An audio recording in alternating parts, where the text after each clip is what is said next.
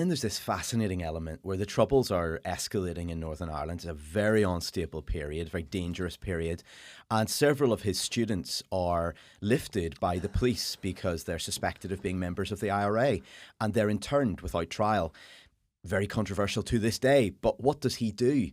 He goes and teaches them in prison. And you quote one of his friends from Queen's at the time, Herb Wallace, who says that he basically thought it was his duty to go and meet them. They hadn't been convicted of any crime. He thought it was his duty to make sure they didn't miss out on their studies. And so he goes and talks to the governor of the prison, gets a space where they can study in quiet. That's a very different image of Trimble to what many nationalists would have of him today, and even right the way through his career.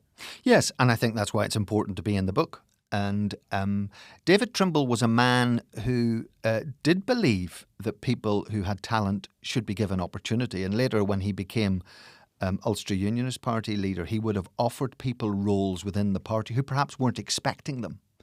And a number of women I spoke to said that David Trimble had given him opportunities that they didn't think would have materialised under different unionist leadership. So he was very keen to reward people who he felt had the talent and was keen to give them that opportunity. And I think he's applying the same basis to those students who had been interned. He felt that why should they suffer?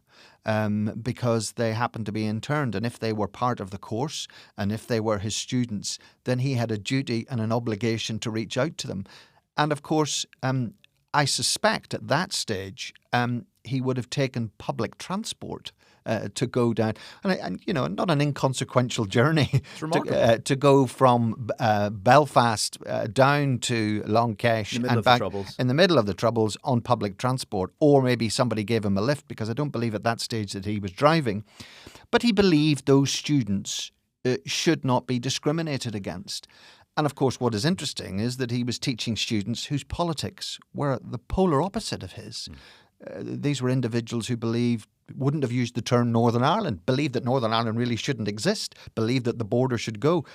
Some of them may have believed that an armed campaign was the way forward, and certainly wouldn't have agreed in any shape or form with his idea of Northern Ireland being part of the United Kingdom and any strand of unionist politics.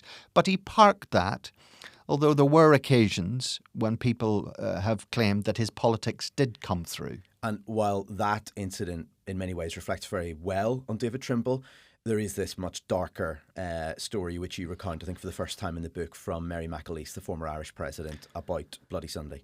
This is the day after Bloody Sunday, when innocent civilians have been shot by the British Army on the streets of Derry.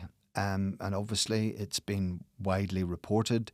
The next day, David Trimble was seen going up to Catholic students and basically saying what a good morning it was, what a great morning it was. And this initially puzzled Mary McAleese, because this wasn't the kind of thing that David Trimble normally did. He was normally reserved and quiet and wouldn't have gone up to students in that way. And she was sort of saying, gosh, and I'm paraphrasing her, but well, he's in a very good mood. And then someone pointed out to her what he was doing and what he was saying and why he was doing it to Catholic students. And she's very clear in her own mind that he was doing it as a direct response to what had happened the day before in Derry. And, you know, as far as she's concerned, she regarded those actions as sectarian. And then there were other comments she said that he made at social events at Queen's, which again she viewed as sectarian. Now, to put this into context, Mary McAleese helps me tell the story of David Trimble, because she is quoted throughout the book, and in her words, David Trimble went on a journey. And she says the David Trimble of 1974 was not the same David Trimble of 1998, the same David Trimble that signed the Good Friday Agreement and won the Nobel Peace Prize. And she said that he went through this journey. Mary McAleese credits Daphne Trimble, who David Trimble married, as being an individual who had an enormous influence on David Trimble's political journey.